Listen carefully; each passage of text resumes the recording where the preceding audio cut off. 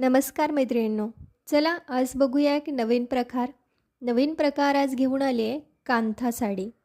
कांथा साडी ही मूळची बंगालची. काथा या वर्कवरून या साडीचं नाव कांथा साडी असे पडले. याच्यावरती सुंदर अशी एम्ब्रॉयडरी केलेली असते. नंबर 2, कांथा साडीची एक वैशिष्ट्य आहे किंवा एखादी जुनी पुरातन गोष्ट म्हणू शकता.